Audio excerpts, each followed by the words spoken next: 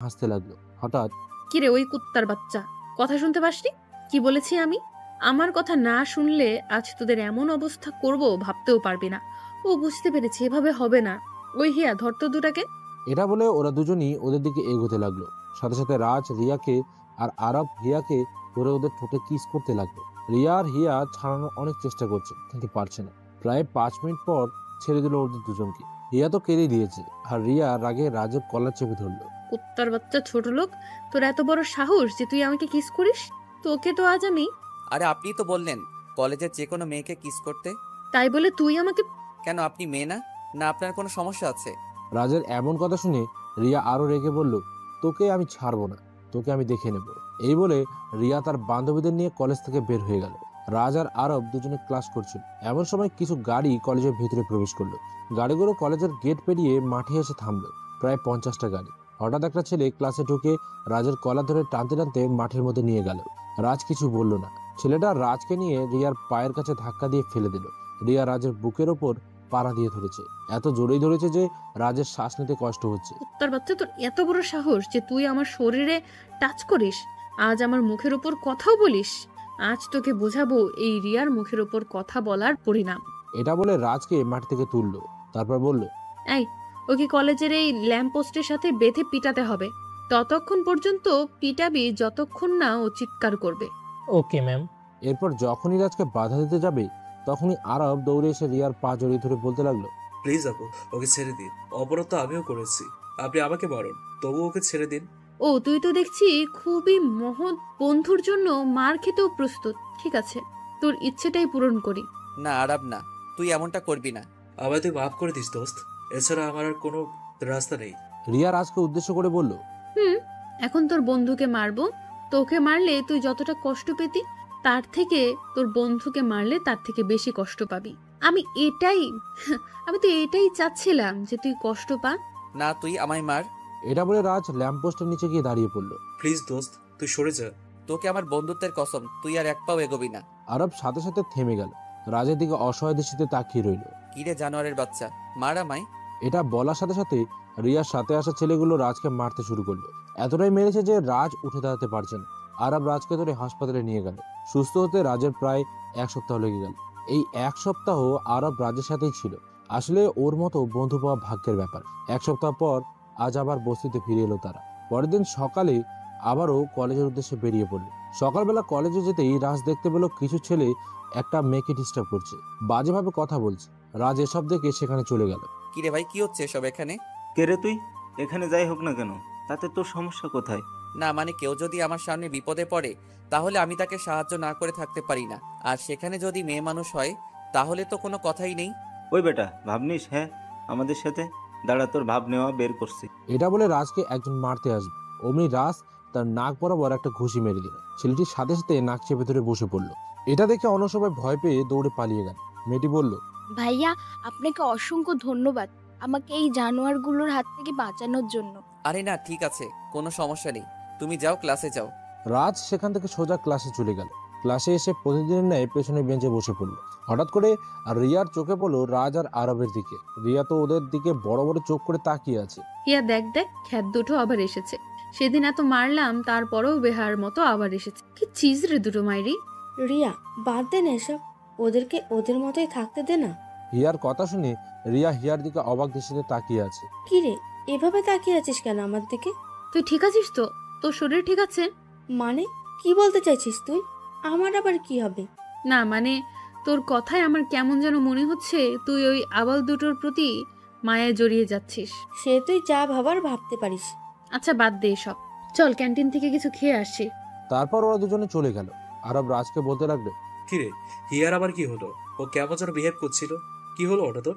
জানি না, বাদ দে তো ওদের কথা। ওদের কথা শুনলেও আমার শরীরে আগুন জ্বলে ওঠে। ভালো লাগে না ওদের কথা শুনতে। সেই দিনের মতো ক্লাস শেষ করে বস্তিতে চলে গেল তারা। বিকেলে দুজনেই গ্যারেজে গিয়ে রিক্সা নিয়ে বেরিয়ে পড়লো। আরব চলে গেল একদিকে আর রাজ অন্যদিকে। রাজ এক জায়গায় রিক্সা নিয়ে দাঁড়িয়ে আছে ভাড়ার জন্য। হঠাৎ কেউ একজন মেয়েলি কণ্ঠে পেছন থেকে বলে উঠলো, এই রিক্সা যাবে? রাজ পেছনে ঘুরতেই তো 1000 ভোল্টের শক খেলো, কারণ রাজের সামনে রিয়া দাঁড়িয়ে আছে। রিয়া রাজকে দেখেই বলতে লাগলো, ওহো, তাহলে তুই রিক্সাও চালাস? আমি আগেই জানতাম তুই একটা ছোট লোক। আর এখন তো দেখছি তোর কোনো কুল কিনারাই নেই। ছি ছি, একটা রিক্সাওয়ালা আমার সাথে একই কলেজে আবার একই ক্লাসে পড়ে। কে যে এমন ছেলেদের কলেজে ভর্তি করায় কে জানে। রাজ রিয়ার কথা শুনে শুধু মাথা নিচু করে দাঁড়িয়ে আছে, কিছু বলতে পারছে না। রিয়া এসব বলে চলে গেল। রাজের মনটা খুবই খারাপ হয়ে গেল, তাই বসতে চলে এলো, এসে শুয়ে পড়লো। কিন্তু আরব এখনো আসেনি। রাজের ঘুম ভাঙলো সন্ধ্যার দিকে। ফ্রেশ হয়ে একজনকে ফোন দিল সে, কিছু কথা বলে ফোনটা রেখে দিল। ফোন রেখে সামনে তাকাতেই দেখে আরব তার সামনে দাঁড়িয়ে আছে। ওকে দেখে রাজের বুকটা মোচড় দিয়ে উঠলো। ও আবার কিছু জেনে গেল না তো? হঠাৎ আরব বলে উঠলো, কিরে তুই কখন আসলি? এই তো অনেক আগেই। ভালো লাগছিল না তাই। কেন, কি হয়েছে তোর? শরীর খারাপ নাকি? আরে না। তাহলে কি হয়েছে? তারপর রাজ আরবকে রিয়া যা যা বলেছে সবকিছু বললো। কবে যে এমন অবহেলা থেকে, ধনীদের অত্যাচার থেকে মুক্তি পাবো কে জানে। আচ্ছা চল কিছু খেয়ে নেই। তারা দুজন একসাথে খাবার খেয়ে কিছু সময় পড়াশোনা করে ঘুমিয়ে পড়লো। পরের দিন সকালবেলা রাজের কাজ থাকার কারণে একটু দেরি করেই কলেজে গেল সে। সকালবেলা রাজ কলেজে গিয়ে দেখতে পেল কিছু ছেলেরা মিলে একজন বৃদ্ধ লোককে মারছে, কিন্তু কেউ কিছুই বলছে না, শুধু তাকিয়ে তাকিয়ে দেখছে। এসব দেখি রাজের মাথায় রক্ত উঠে গেল। রাজ সেখানে চলে গেল। একটা ছেলে লোকটাকে জোরে ধাক্কা মারলো। লোকটা রাজের গায়ের উপরে এসে পড়লো। রাজ লোকটাকে জিজ্ঞেস করলো, চাচা কি হয়েছে? আপনাকে ওরা মারছে কেন? কি বলবো বাবা, আমার মেয়েটা এই কলেজে পড়তো, ওদের সাথেই থাকতো। আমার একমাত্র মেয়ে বাবা, ওকে খুঁজে পাচ্ছি না। আজ প্রায় 1 মাস হয়ে গেল। ওদের কাছেই অনেকবার জিজ্ঞেস করেছি, কিন্তু ওরা আমাকে কিছুই বলেনি বাবা। আর আজ যখন জিজ্ঞেস করতে আসলাম, তখন ওরা আমাকে মারতে শুরু করলো। বুঝতে পেরেছি চাচা। আপনি এক কাজ করুন, আপনার বাড়ির ঠিকানা দিয়ে যান আমাকে, আমি আপনার মেয়েকে খুঁজে এনে দিব। আপনি কোনো চিন্তা করবেন না। ঠিক আছে বাবা। তারপর লোকটা তার বাড়ির ঠিকানা দিয়ে চলে গেল। রাজ ছেলেগুলোর দিকে একবার ভালো করে তাকিয়ে ক্লাসের দিকে চলে গেল। তখন হিয়া রাজের সামনে এসে দাঁড়ালো। রাজ, তোমার বন্ধু আরাব কোথায়? কেন, তুমি আরবের খবর দিয়ে কি করবে? ওকে তোমার কি প্রয়োজন? অপমান করবে আবার? হ্যাঁ, তোমাদের তো এটাই কাজ, আমাদের মতো মানুষের সাথে খারাপ আচরণ করা ছাড়া তোমরা আর কি বা পারো? তুমি আমায় ভুল বুঝছো রাজ। আমি ভুল? হ্যাঁ ভুল তো আমি এতদিন ভেবে এসেছি। এতদিন আমি ভাবতাম মানুষ মানুষের জন্য একে অপরের সুখ দুঃখের সাথী হয়, কিন্তু তোমরা আমার সেই ধারণাটা ভেঙে দিয়েছো, আমার সেই ভুলটা ভেঙে দিয়েছো। রাজ, তুমি বুঝতে পারছো না। কেন জানি না ওর মুখটাই সবসময় আমার চোখের সামনে ভেসে বেড়ায়। একটা মুহূর্ত ওকে ছাড়া ভাবতে পারি না। হয়তো ভালোবেসে ফেলেছে ও। হিয়া আর কিছু বলতে পারলো না। তার আগেই রাজ হিয়ার গালে কষে চর বসিয়ে দিল। হিয়া তো চর খেয়ে রাজের দিকে করুণ দৃষ্টিতে তাকিয়ে আছে। তারপর বলতে লাগলো, ভালোবাসো তাই না? ভালোবাসার মানে বোঝো? হ্যাঁ, এই তুমিই তো প্রথম দিন আমাদের দুজনকে খ্যাত, ছোট লোক এসব বলে গালি দিতে।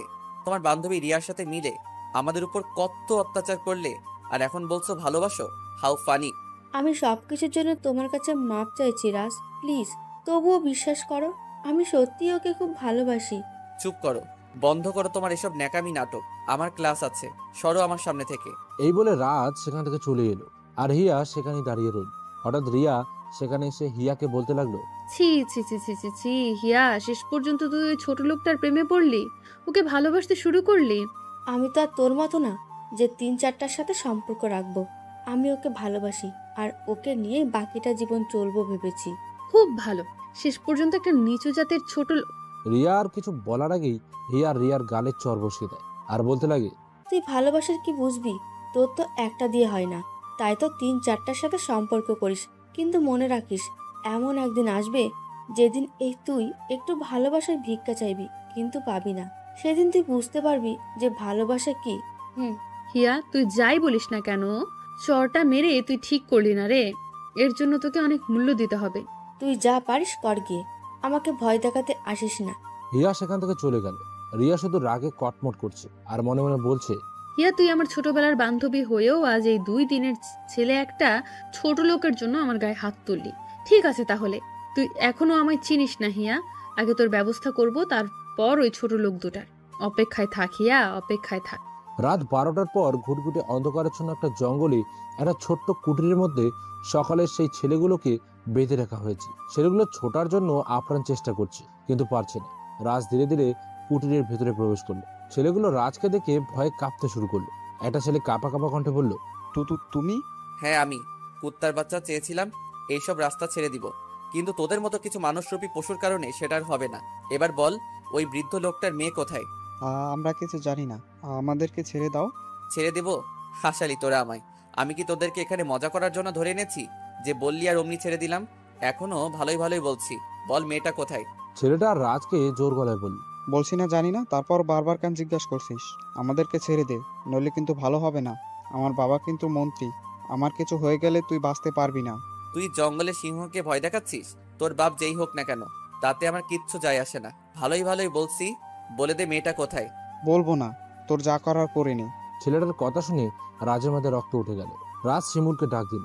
শিমুল রাজের ডাক শুনে রাজের সামনে আসলো। তারপর, হ্যাঁ ভাই বলো, কিছু করতে হবে কি? ওদের মুখ থেকে সত্যি কথা বের করার চেষ্টা কর। কোথায় রেখেছে মেয়েটাকে? আরে তুই একটা মেয়ের খোঁজ নিয়ে কি করবি? আরো অনেক মেয়ে আছে, তুই কাউকেই বাঁচাতে পারবি না, কাউকে না। আরো অনেক মেয়ে আছে মানে? কি বলতে চাইছিস তুই? ছেলেটা রাজের কথায় মুচকে হাসলো। তারপর বলল, আরো অনেক মেয়েকে আমরা আমাদের জালে ফাঁসিয়ে অন্য দেশে পাচার করেছি, এতে আমরা অনেক টাকা পাই। এই তোর লজ্জা করে না?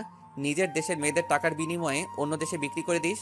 লজ্জা? সেটা তো আমাদের থাকতে নেই, আমাদের শুধু টাকা চাই, শুধু টাকা। হা হা হা। ছেলেটার কথা শুনে রাগে ক্ষোভে রাজ ছেলেটার বুকে বরাবর একটা লাথি মারলো। ছেলেটা অনেক দূরে ছিটকে পড়লো। শিমুল, ওদের এমন টর্চার করবি যাতে মুখ খুলতে বাধ্য হয়? আমার মনে হচ্ছে ওরা শুধু চুনপটি। নিশ্চয়ই এর পিছনে অন্য কারোর হাত আছে। হয়তো এদের অনেক বড় র্যাকেট আছে, যা দেশের বিভিন্ন জায়গায় ছড়িয়ে ছিটিয়ে আছে।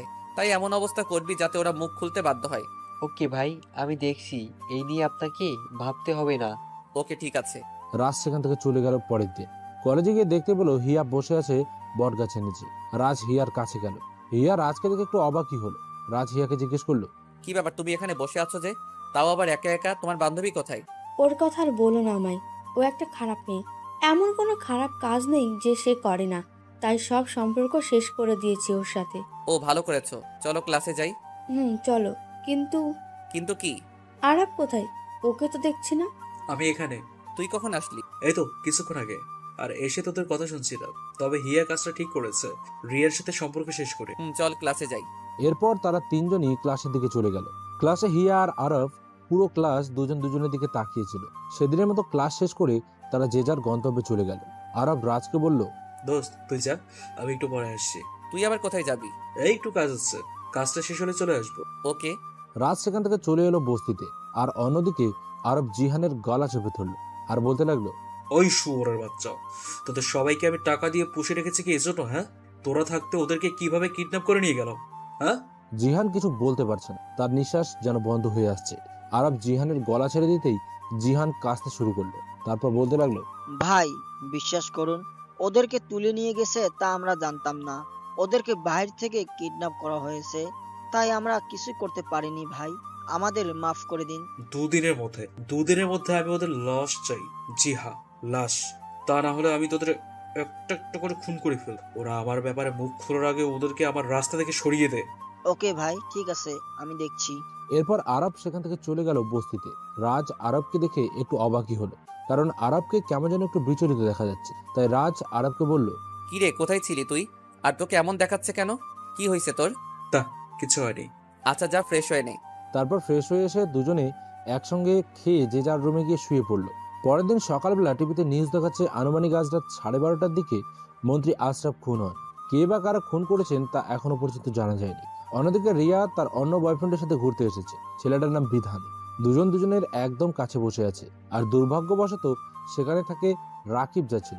রাকিবের এসব দেখে তো মাথায় রাগ উঠে গেল। কি ভাবছেন, রাকিব এখানে গিয়ে রিয়ার সাথে সম্পর্ক নষ্ট করবে? না, রাকিবের মানে তো অন্য কিছু ঘুরপাক খাচ্ছে। হঠাৎ রাকিব দেখতে পেল তারই বন্ধু বিশাল দূরে দাঁড়িয়ে রিয়া আর বিধানের কর্মকাণ্ড দেখছে আর রাগে কটমট করছে। রাকিব বুঝতে পারে যে তার মানে বিশালের সাথেও রিয়ার কোনো না কোনো সম্পর্ক নিশ্চয়ই আছে। তাই রাকিব বিশালের কাছে গিয়ে বিশালকে টেনে এক পাশে নিয়ে আসে।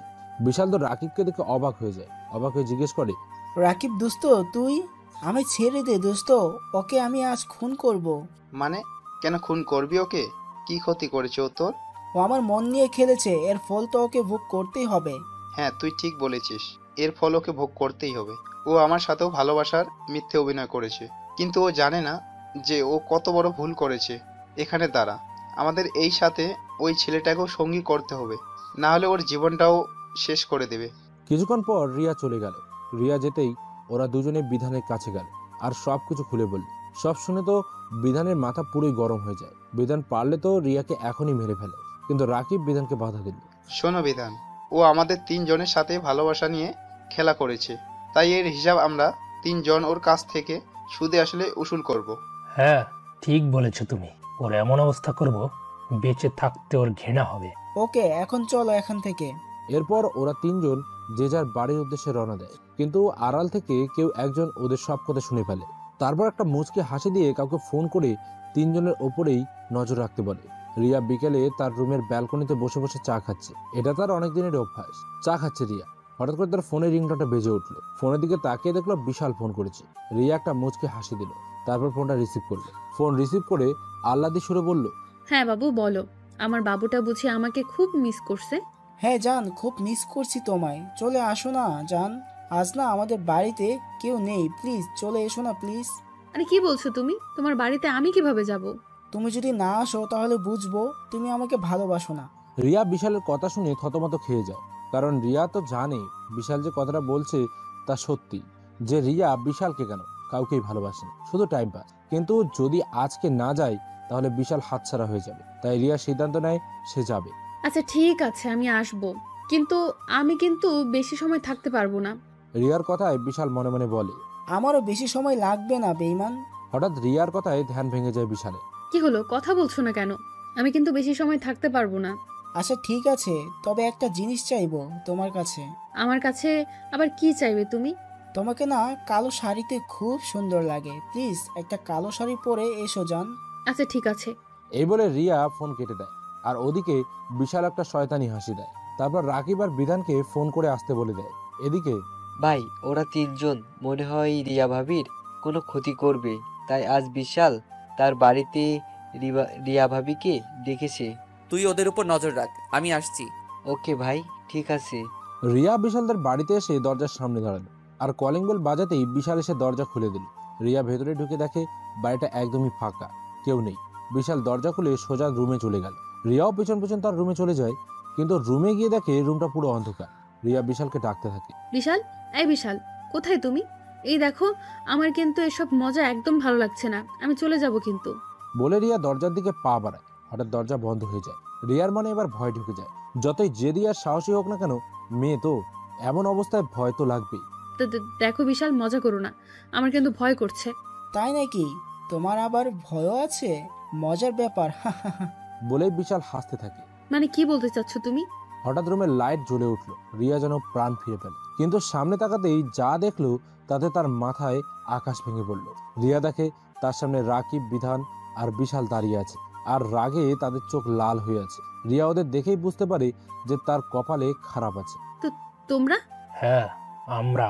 কেন, কি মনে করেছিলে তুমি আমাদের নিয়ে খেলবে আর আমরা জানতেও পারবো না? আজ আমাদের সাথে করা অভিনয়ের প্রতিশোধ নেব আমরা। আজ তোর এমন অবস্থা করব যা তুই ভাবতেও পারবি না। দেখো, আমার সাথে এমন কিছু করার চেষ্টা করো না, তাহলে তোমাদের বিপদ হবে। তোমরা আমাকে এখনো চেনো না, তাই বলছি আমাকে যেতে দাও। এই বিশাল ধর্তশালীরে, ছেলেদের সাথে ভালোবাসা নিয়ে খেলা করার মজা আজ ওকে বোঝাবো। হ্যাঁ, তুই ঠিকই বলেছিস, দেখবো আজ কি করে ও আমাদের হাত থেকে রক্ষা পাই। শালি, তোকে তো আজ। এই বলে বিশাল রিয়ার শাড়ির আঁচল ধরে টান দেয়। যতই ক্ষমতা থাক, কিন্তু তারপরেও রিয়া আজ খুবই অসহায়। কারণ যতই ক্ষমতা থাকুক না কেন, নারীর সব থেকে মূল্যবান সম্পদ হচ্ছে তার ইজ্জত। আর সেটাই যদি হারিয়ে যায়, তাহলে তো হাজারো ক্ষমতা, ধন, সম্পদ দিয়ে ফিরিয়ে আনা যায় না। রিয়া কি করবে বুঝে উঠতে পারছে না, কারণ একটা মেয়ে তিনটা ছেলের সাথে কোনোভাবে শক্তিতে পেরে ওঠা সম্ভব না। কিভাবে বাঁচবে আজ রিয়া? কে বাঁচাবে তাকে? বিশাল শাড়ির আঁচল ধরে টান দিলে রিয়া শাড়ির আঁচল ধরে রাখে। প্লিজ বিশাল, আমাকে ছেড়ে দাও, আমার এত বড় সর্বনাশ করো না, দয়া করে আমায় ছেড়ে দাও। না না, সেটা তো হতে পারে না, তোর কৃচ্ছকর্মের ফল তুই যে তোকে ভোগ করতেই হবে। বলেই বিশাল রিয়ার গালে চর বসিয়ে দেয়। চরটা এত জোরেই মেরেছে যে ঠোঁট কেটে রক্ত বের হচ্ছে। রিয়া উঠে দাঁড়াতেই বিশাল আবারও চর মারে। এবারে রিয়া চরের তাল সামলাতে না পেরে বিছানার ওপর পড়ে যায়। রাকিব আর বিধান গিয়ে রিয়ার দুই হাত চেপে ধরে। বিশাল রিয়ার দিকে এগোতে থাকে। না, আমায় যেতে দাও, আমায় ছেড়ে দাও প্লিজ। হঠাৎ দরজা ভাঙার আওয়াজ শুনতে পেল সবাই, আর তাই রিয়াকে সবাই ছেড়ে দিয়ে কে দরজা ভাঙলো সেটা দেখার জন্য পেছনে ঘুরে। আর রিয়া তড়িঘড়ি করে উঠে বসে। রিয়াও সামনের দিকে তাকিয়ে হাজার ভোল্টের শক খেলো। রিয়া ভাবতেও পারছে না যে এখানে কিভাবে এলো। রিয়া এত অবাক হওয়ার কারণ হচ্ছে তাদের সামনে রাজ দাঁড়িয়ে আছে, আর তার পাশে শিমুল এবং রাজের লোকজনও আছে। রাজ বলতে শুরু করে, তোদের লজ্জা করে না? কাপুরুষের মতো তিনজন মিলে একটা মেয়ের সাথে জোর জবরদস্তি করছিস। যদি পুরুষ হয়ে থাকিস তাহলে পারলে আমার সাথে লড়াই কর। ওই বেটা, কে রে তুই? হ্যাঁ, কে রে তুই? তোর সাহস কি করে হলো এখানে আসার? তুই আমাদের এখনো চিনিস না।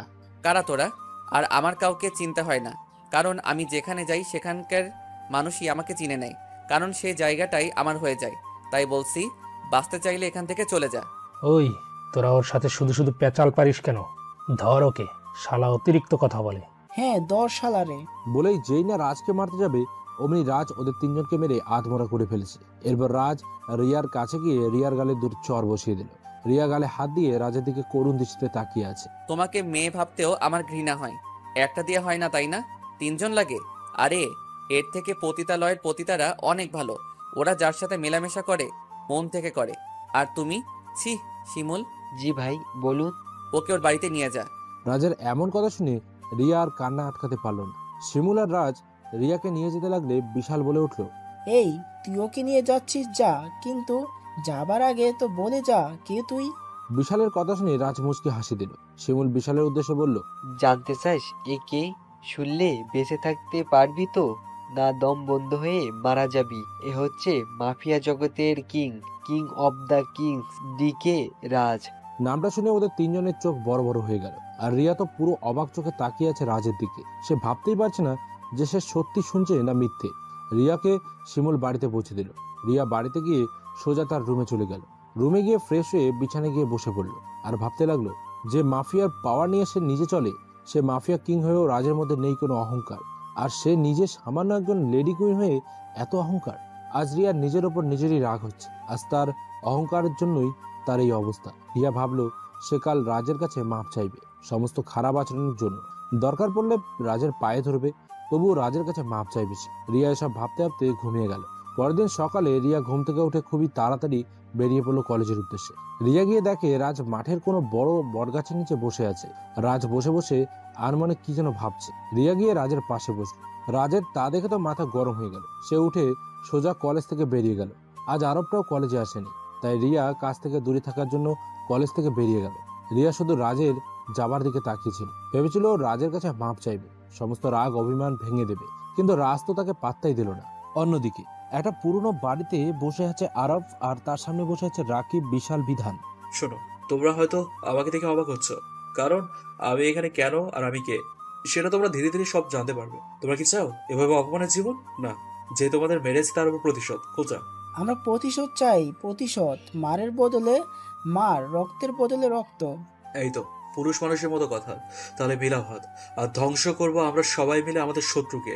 এই বলে আরব হাত বাড়াতেই সবাই আরবের হাতে হাত রেখে বন্ধুত্ব করলো। রাজ বসতে ফিরে নিজের ঘরে গিয়ে শুয়ে পড়লো। তারপর শিমুলকে ফোন দিল। শিমুল ফোন রিসিভ করার পর, হ্যাঁ ভাই বলেন। শিমুল, ওরা কি মুখ খুললো নাকি না? ভাই, ওরা কেউ মুখ খুলতে রাজি না। সবাই এক কথাই, মরে গেলেও মুখ খুলবে না। আচ্ছা তাই নাকি? তাহলে তো ডোজগুলো দিতে হবে। তুই সবকিছু রেডি কর, আমি আসছি। ওকে ভাই। রাজ সময় মতো চলে আসে তার মৃত্যুপুরীতে। রাজ এসে সেই ছেলেগুলোর সামনে একটা চেয়ার টেনে বসে। কিরে, তোরা সবকিছু বলবি না আমি আমার কাজ শুরু করব? মানে কি করবে তুমি আমাদের সাথে? বেশি কিছু না, শুধু তোদের মুখ খোলানোর ব্যবস্থা করব। এই শিমুল, নিয়ে আয়। শিমুল রাজের কথা মতো একটা বক্র নিয়ে আসে। রাজ বক্রটার সামনের টেবিলে রাখতে রাখতে বলে, এখনো সময় আছে, বলে দে তোদের এসব কাজের মূলে কে আছে। রাজের কথা শুনে ছেলেটা মনে মনে হাসছে আর বলছে, আমাদের এসব কাজের পেছনে কে আছে সেটা আমি তোকে বলবো না, কিছুতেই না। তবে হ্যাঁ, দরকার পড়লে মিথ্যা বলবো, তবুও বসের নাম বলবো না, কিছুতেই বলবো না। ছেলেটা এসব ভাবছে তখন রাজ ছেলেটার গায়ে বেল্ট দিয়ে আঘাত করে। ছেলেটা ব্যথা চিৎকার করে ওঠে। আহ, ভালোই ভালোই বলছি, বল কে তোদের বস, আর মেয়েটাকে কোথায় লুকিয়ে রেখেছিস? কিন্তু ছেলেটা বলতে নারাজ, তাই রাজ কাটা জায়গায় লবণ আর মরিচের গুঁড়ো লাগিয়ে দেয়। ছেলেটা সহ্য করতে পারছে না।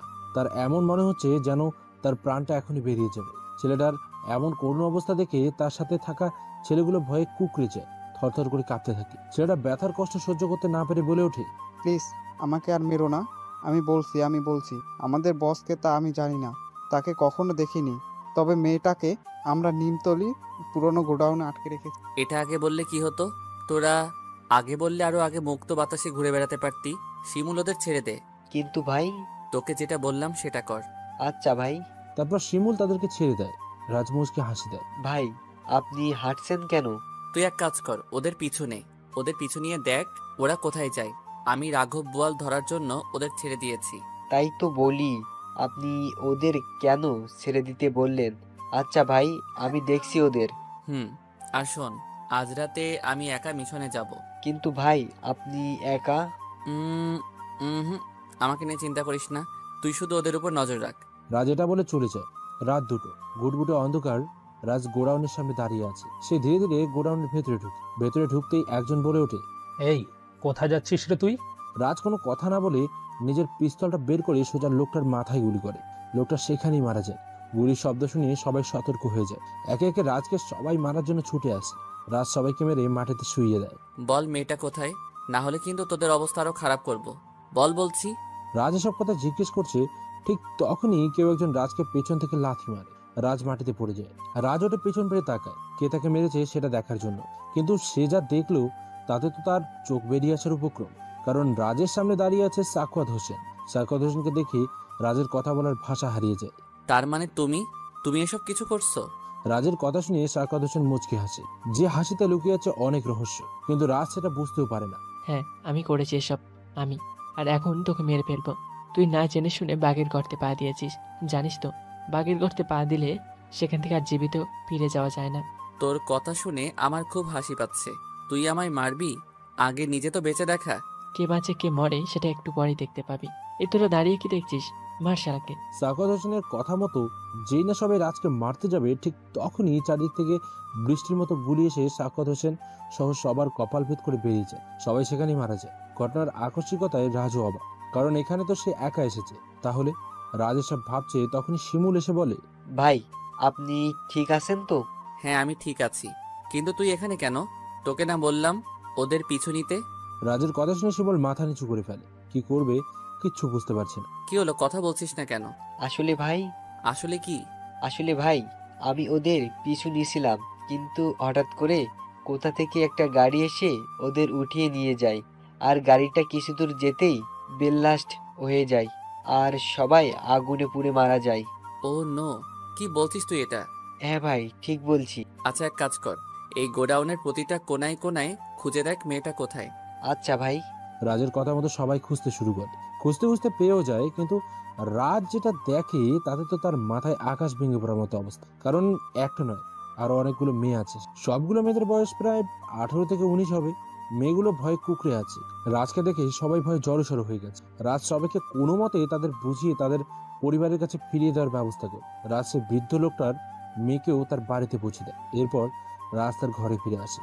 রাজকে ঘরে ফিরে আসতে দেখে কেউ একজন আড়াল থেকে রাগে থরথর করে কাঁপছে। চোখ দিয়ে যেন আগুনের ফুলকি বেরোচ্ছে, আর মনে মনে বলছে, এর সত্য আমি তুলবই, তোর রক্ত দিয়ে আমি হোলি খেলবো, হোলি। রাজ রুমে গিয়ে ঘুমিয়ে পড়ে। সকালবেলা রাজ আর আরব বেরিয়ে পড়ে কলেজের উদ্দেশ্যে। তারা গিয়ে বড় বট গাছের নিচে বসে পড়ে। আরব আর রাজ বসে বসে গল্প করছে। তখনই রিয়া সেখানে উপস্থিত হয়। রিয়াকে দেখে রাজের রাগ উঠে যায়। তাও রাজ কিছু না বলে চুপচাপ বসেই আছে। রিয়া রাজের পাশে বসে পড়ল। রিয়া বসা মাত্রই রাজ উঠে গেল। রাজ উঠে যেতে লাগলেই রিয়া রাজের হাত ধরে ফেলে। এতে তো রাজের শরীর রাগে থরথর করে কাঁপছে। রাজ নিজেও বুঝতে পারছে না যে রিয়াকে দেখলে তার এমন রাগ হচ্ছে কেন। রাজ রিয়ার দিকে তাকাতেই রিয়া ভয়ে রাজের হাত ছেড়ে দেয়, কারণ সে রাজের এমন রূপ কখনো দেখেনি। রাগে রাজের চোখ রক্তের মতো লাল হয়ে গেছে। রিয়া ভয়ে আর কিছু বলার সাহস পাচ্ছে না, মাথা নিচু করে আছে। রাজ সেখান থেকে চলে যায়। এভাবে কেটে গেল কিছুদিন। রাজ নিজের মতো করে কলেজে আসে আর ক্লাস করে বাড়িতে ফিরে যায়। প্রায় 1 মাস হয়ে গেছে। এই 1 মাসে রিয়া রাজের সাথে অনেক কথা বলার চেষ্টা করেছে, কিন্তু রাজ কোনো পাত্তাই দেয়নি। একদিন সকালবেলা রাজ বট গাছটার নিচে বসে বই পড়ছিল। তখন রিয়া সেখানে উপস্থিত হয় এবং রাজের পাশে বসে পড়ে। রাজ উঠতে গেলে আজ আর উঠতে পারেন, কারণ রিয়া তার আগেই তার হাত ধরে ফেলেছিল। রাজ, তুমি আমার সাথে এমন কেন করছো? কথা কেন বলছো না আমার সাথে? কি কথা বলবো আমি তোমার সাথে? কি কথা বলবো? তুমি আমার সাথে যেগুলো করেছো সেগুলো ভুলে গেছো?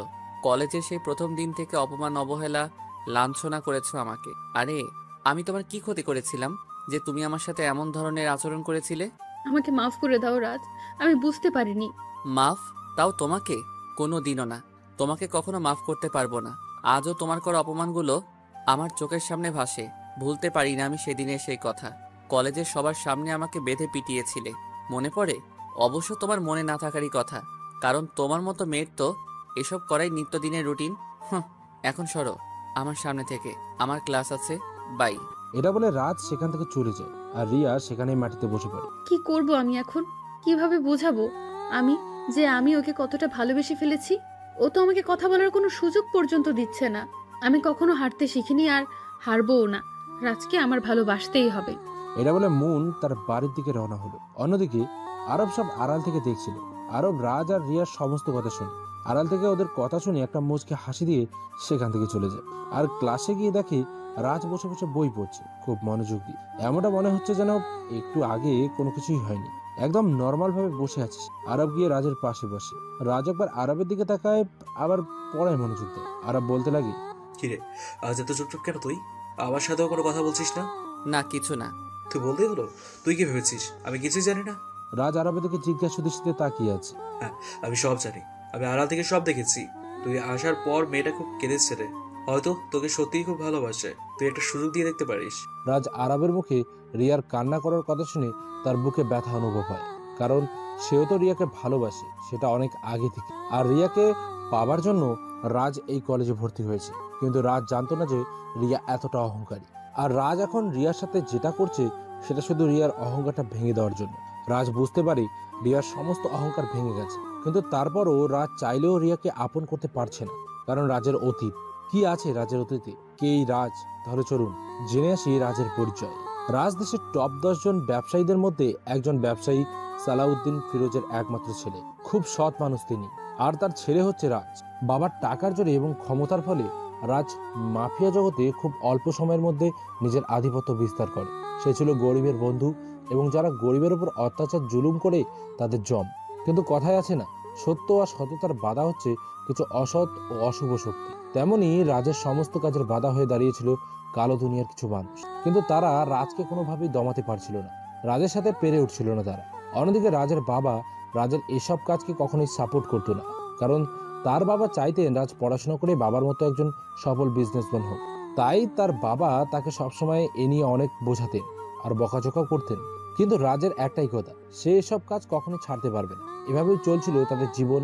কিন্তু হঠাৎ, ভাইয়া ভাইয়া ওঠ বলছি, ওঠ ভাইয়া, মা রাখছে তোকে, ওঠ তাড়াতাড়ি। রাজ ঘুমের মধ্যে হাই দিতে দিতে মায়াকে বলে, এই তুই যা তো এখান থেকে, একটু ঘুমাতে দে। মা তোমার ছেলে, ওঠ।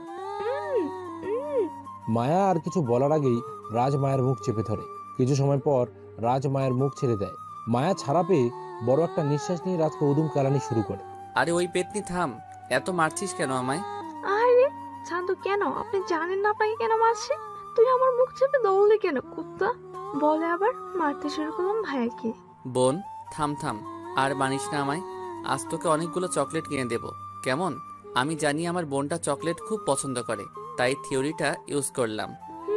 তার মানে আমার ভাই জানে যে আমি চকলেট খুব পছন্দ করি, আর তাই আমাকে চকলেটের লোভ দেখিয়ে বেঁচে যেতে চাইছে। এই যা, ডাইনিটা বুঝে ফেলেছে যে আমি ওর থেকে বাঁচার জন্য ওকে চকলেটের লোভ দেখাচ্ছি। যাক, আজকের মতো মাফ করে দিলাম, কিন্তু যদি আমার চকলেট না পাই তাহলে? আমি মায়ার গাল টেনে দিয়ে বললাম, আনবো। এখন যা একটু ঘুমাতে দে বইন। তার মানে তুই উঠবি না? না, ঘুম পাচ্ছে। বলেই রাজ আবার ঘুমিয়ে পড়ে। রাজ ভেবেছে মায়া হয়তো চলে গেছে, কিন্তু না। কিছু সময় পর রাজ বিছানা থেকে লাফ দিয়ে উঠে বসে। সে পাশে তাকিয়ে দেখে মায়া একটা বালতি নিয়ে দাঁড়িয়ে আছে। আসলে মায়া রাজের গায়ে পানি ঢেলে দিয়েছে। রাজ মায়ার দিকে রাগি চোখে তাকায়। মায়া একটা ভেঙচি কেটে দৌড়ে চলে যায়। রাজ বেচারা আর কি বা করবে, একমাত্র বোন একটু তো দুষ্টুমি করবেই। তাই সে আর কিছু না ভেবে ফ্রেশ হয়ে নেয় আর নিচে চলে যায় নাস্তা করতে। নাস্তা করে মায়াকে নিয়ে বেরিয়ে পড়ে কলেজের উদ্দেশ্যে। মায়া আর রাজ একই কলেজে পড়ে।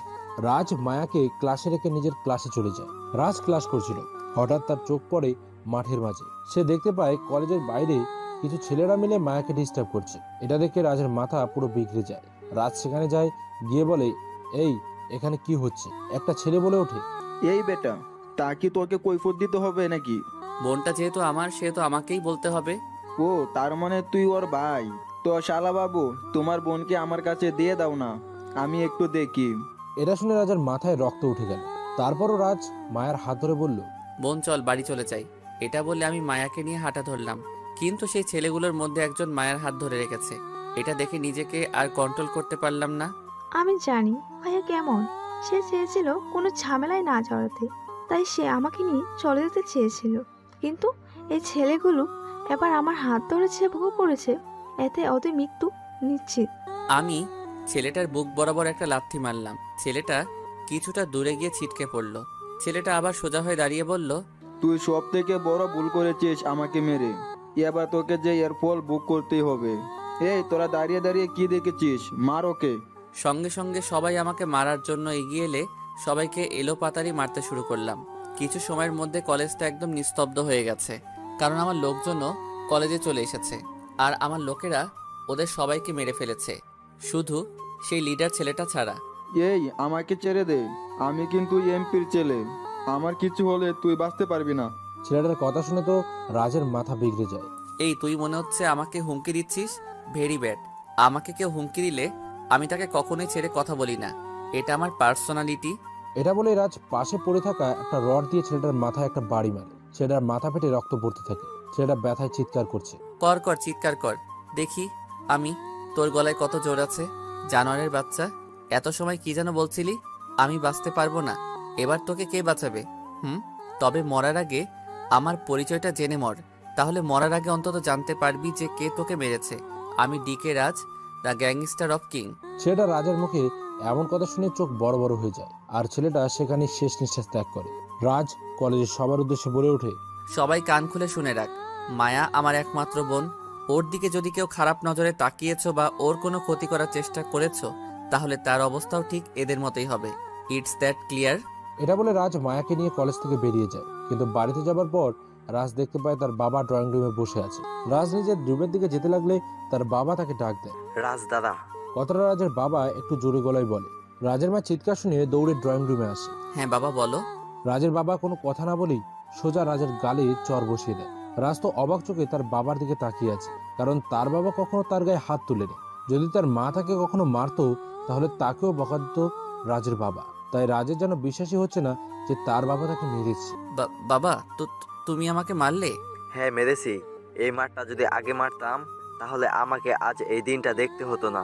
বাবা তুমি কি বলছো এসব? আর কেনই বা বলছো? কি হয়েছে বলো আমায়। কি হয়েছে তাই না?